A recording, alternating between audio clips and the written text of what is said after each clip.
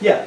The numbers don't even correlate between the various years of valuation, do they? Oh yes, they do. Once they're in, they stay there until they're changed. Oh, And that's what you'll see now. You'll see this happening in a minute or two. Now, that was just to make that point. Let's go back again to where we were. Now, so, I'll tell you how the numbers work. 1, 2, 3, 4, 5, 6, 7. If you look at the map, you'll see where 1 is. The holding 1 is down at the bottom end. Well, it doesn't look like the bottom end of the townland, does it? It looks like the top, but it isn't. You go down a hill to it, which is why I call it the bottom end. But Hamills live down there. Then you come up towards what I call the clachan, because it is a clachan. You know what a clachan is? Yes. A cluster of houses. This is a clachan. This townland was once in Rundale, as far as I can see. It's pretty obvious, because people have good land up around the clachan and poor land away from the clachan. What they haven't done is they haven't subdivided a lot.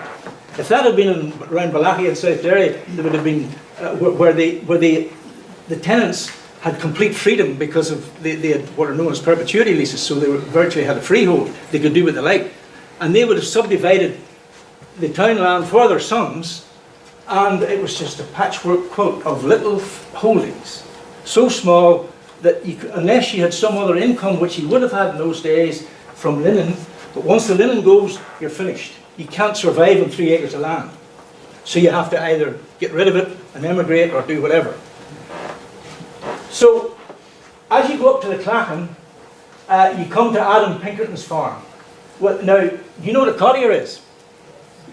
Hands up those who do not know what a cottier is. Right, there's a few. A cottier is someone, you notice the immediate lessor. You know what immediate lessor? Immediate lessor is the landlord, the person to whom you pay your rent. Now, in the case of Hamill and McCreelis, they paid the rent to James Stuart Moore, who was a landlord who lived in Ballydivity, which is sort of Bushmills, Billy direction, that type of area, Durban. And Robert McAnall was, his house was rented from Adam Pinkerton. You see, he's even got it right there, hasn't he? He's got it wrong there, but he's got it right there. That should have been the clue, but that's what happened. Now here's Samuel Pinkerton. He has a house.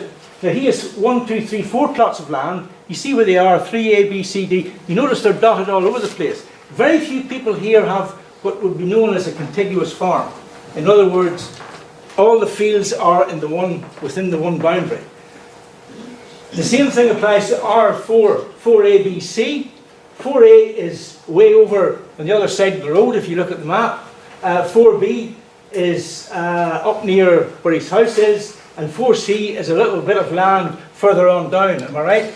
Can you see? I don't read the map. I know where it is.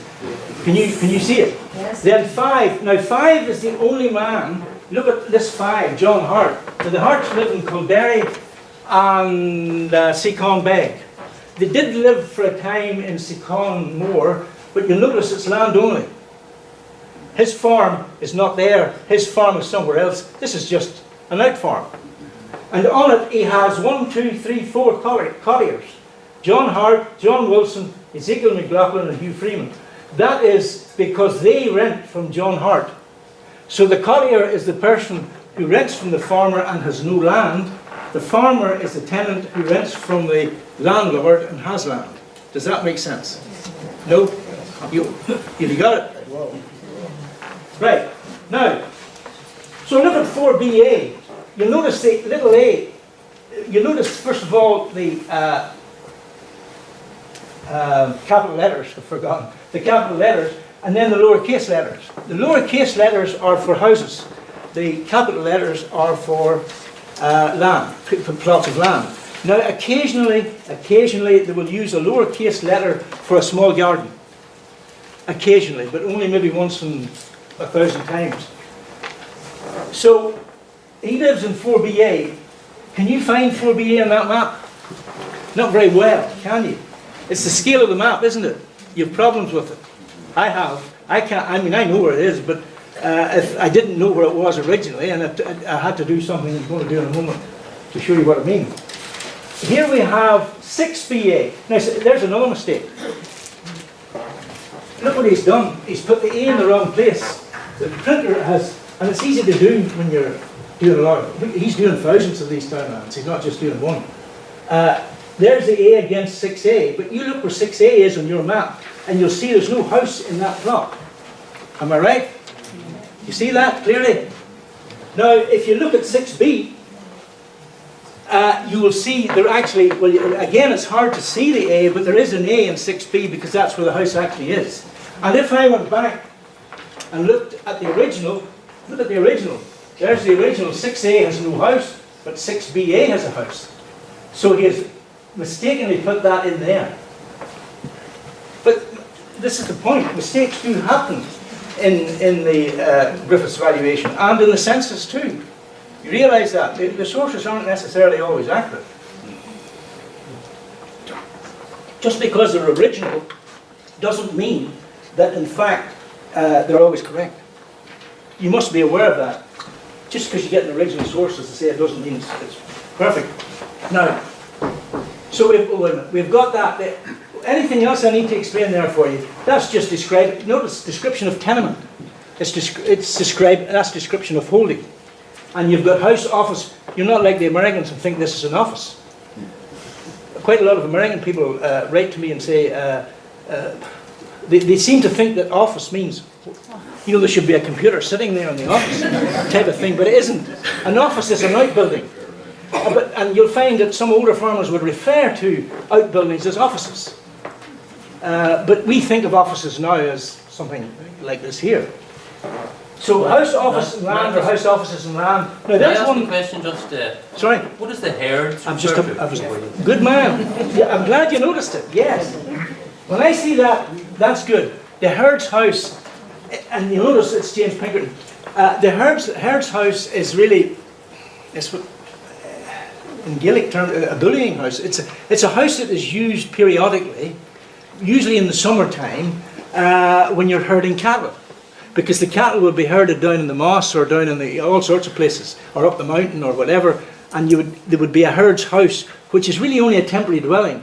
Basically, to me, a herd's house is more or less a one-room cabin with a thatched roof, and it might have a window. It might have a window, it might not. It's just a shelter. Yeah, family wouldn't live in it. Not at all. Well, no, possibly I could see a husband and wife maybe living in it. But you couldn't rear a family in it. I mean, there's nothing in it. It's no more than a shelter. So a herd's house, and there you see, that's interesting about James. Do you think those two James Pinkertons are the same people? I'll tell you now they aren't. But at first I used to think they were. One's senior and one's junior. That's James Pinkerton senior and that's James Pinkerton junior. Now this is the reason I say that actually is because of this. Look. James Pinkerton, you can hardly see it, senior, and no, that's right. That's James Pinkerton Junior, 6A. You can't see it, but there's a JR there, so he's a junior. Now, don't think this father and son. No, never think senior and junior is father and son in valuation records, because it's the valuer. The valuer does this for the benefit of himself and fellow valuers. He's not there to do the genealogy of the townland. All it simply means that James is older than that James. That's all it means. And I mean, it can sometimes be father and son, but you need to prove that. Yes? I'm fixated by these numbers again. I mean, Right, the James Pinkerton that you've got there and the other James Pinkerton, one's number 4 and the other's number 6. Yes. Can you tell in that way who the individual is? Only if you use birth, death and marriage material. Oh, and you see, the point about it is you cannot, all that does, it tells you who's a farmer. Yeah. It tells you who's a cottier. And it tells you maybe somebody in a herd's house or something like that. Sometimes you'll get forged so you know somebody's a blacksmith. And that's about all it tells. It's not a full census. People talk about it being a substitute census. It isn't.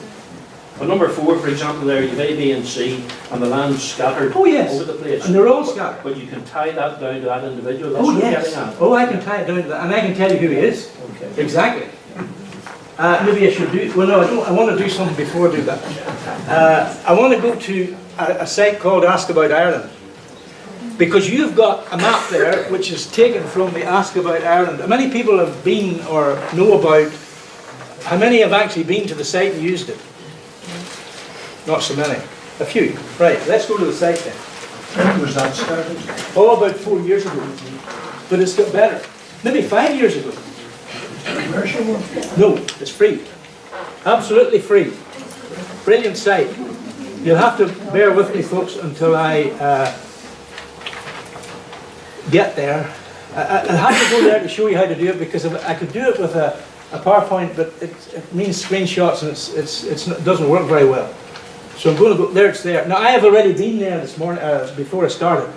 All I would do would click and get there. So that's what you'll get when you get there. Now this may be hard to read. I can't make it any bigger or smaller, that's the way it is. You go there and you get, you have actually an option, either a family name search or a place name search. I never bother with family name searches. I usually am using the place name search. So you just click on that and you get it different. Right, so you enter a place name. You'll have to give me a second to enter the place name. I'm going to put in, oh wait a minute, get rid of that. I'm going to put in Sikon. And I'm going to go over here. Two S's for... Oh, that's very good. That will not work. I'm going to go over here and select the county. If I put in Sikon more, incidentally, I wouldn't get it, because you'll see in a minute why I wouldn't get it. If I put in Sikon and Antrim, and then I go search. There, I get it. But this is very, very small, so I'm going to have to read this to you, and I can't make it any bigger. Sikon more, comma, lowercase M-O-R-E. How would you, I mean, yeah, it has to be a perfect match, otherwise you won't get it. So you put in, you just have to chop and change. And incidentally, if you can't get it for one townland, try the townland next to it, or and put it in instead, because it doesn't matter. You'll see in a minute why it doesn't matter. Sikon Lower and Sikon Beg, I get the three of them. There's even misspellings in some of them. Oh, yeah. Oh, you'll get some. For example, up in Larne, Relu, yeah, is in as Rabu, or yes, exactly. Have you ever heard of word recognition software? Most of this stuff is done with OCR, or what it's called. This thing recognizes words, and you should see some of the recognitions.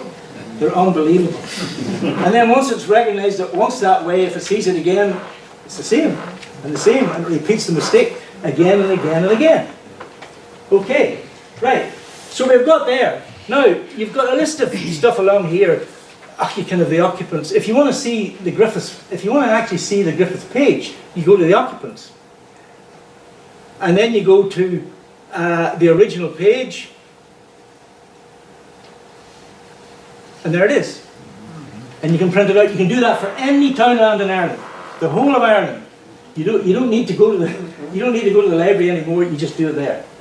And just there's a print. You see the print up there? I'll print it out for you. But I don't want to do that because we already have it.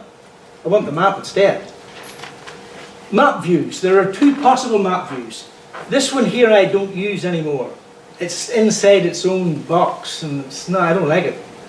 This is the one I like. You see the one on the outside?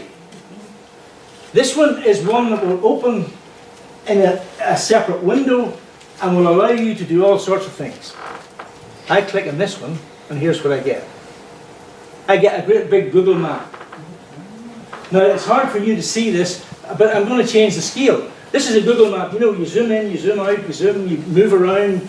It's all the googly stuff. Right. So let's Google. Let's increase the... Now you have... Oh, incidentally, let me go back. You see that, that big circle? You see that there? That's telling you the area that you should be looking at. So you try and keep that in the center of your screen. But it doesn't matter. You'll soon get the hang of it. So I want to zoom in. And you'll notice there's a map in below there, but I'll show you more about that in a minute. Now, here we go. Probably it's up for time here. Now, I need to go a bit more this way. I'm just looking here. Where am I? I better go up another. I need to find out a bit more. Where am I? Oh, there's the Cullens. I know where I am now. Now, look. Do you recognize that? Yeah. That's the map you have. That's about the size of the map you have, isn't it? Well, watch this.